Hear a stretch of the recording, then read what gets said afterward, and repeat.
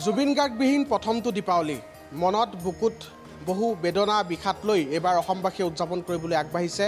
পোহৰ উৎসৱ দীপাৱলী আৰু দীপাৱলীৰ বাবে ৰাজ্যৰ বিভিন্ন বজাৰত দেখা পোৱা গৈছে ৰং বিৰঙী বহুত আলোকসজ্জা কিন্তু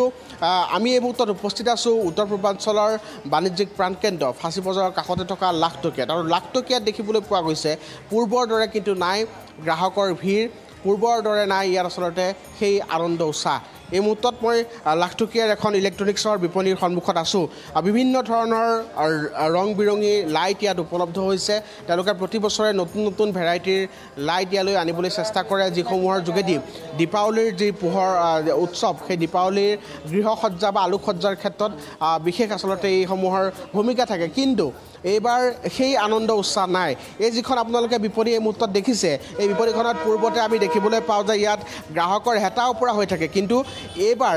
কোনো ধৰণৰ ইয়াত তেনেধৰণৰ ভিৰ আমি দেখিবলৈ পোৱা নাই একেবাৰে সেমেকা পৰিৱেশ অকণমান সঞ্জয় সৈতে মই অকণমান পৰিৱেশটো আপোনালোকক দেখুৱাই গৈছোঁ মই ইয়াৰ গ্ৰাহকসকলৰ লগতে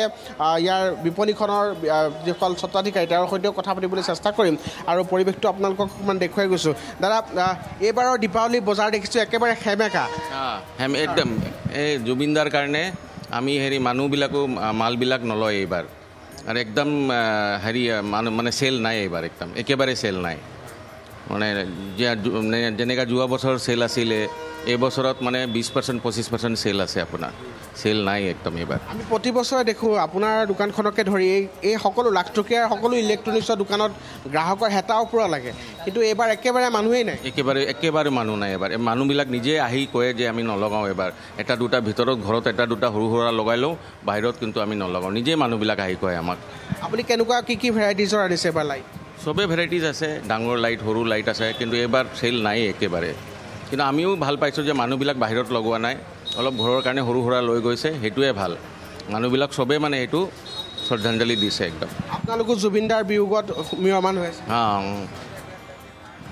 এয়া এখন লাখটকীয়াৰ ইলেক্ট্ৰনিক্স বিপণীৰ স্বত্বাধিকাৰী ভাষ্য মই শুনাইছোঁ তেওঁলোকো যথেষ্ট পৰিমাণে শোক বিহ্বল হৈ আছে যাৰ পৰিপ্ৰেক্ষিতত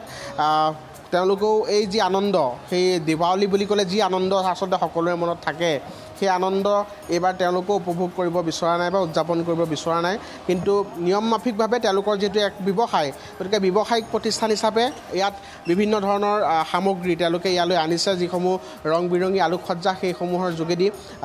তেওঁলোকে ইয়াত ব্যৱসায় প্ৰতি বছৰে কৰে আৰু এইবাৰো তাৰ ব্যতিক্ৰম নহয় আনহাতে মই অকণমান যদি ভিতৰলৈ যাওঁ তাতো আচলতে দেখিবলৈ পোৱা গৈছে যে বহু ৰং বিৰঙী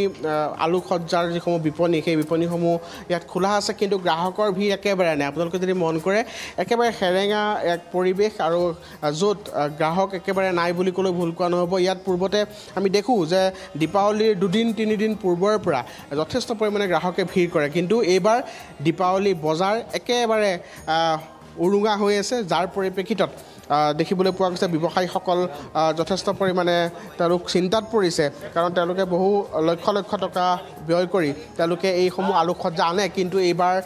সেই যি আনন্দ উৎসাহ এইবাৰ নোহোৱাৰ পৰিপ্ৰেক্ষিতত যি জুবিন গাৰ্গৰ বিয়োগৰ পিছত যি আচলতে সকলোৰে মনত এক বুকুত বেদনা আছে গতিকে সেই তাৰ পৰিপ্ৰেক্ষিতত পূৰ্বৰ দৰে সেই আনন্দ উৎসাহ নাই আৰু সকলোৱে এইদৰে জুবিন গাৰ্গৰ দীপাংকৰ ধন্যবাদ জ্ঞাপন কৰিছোঁ।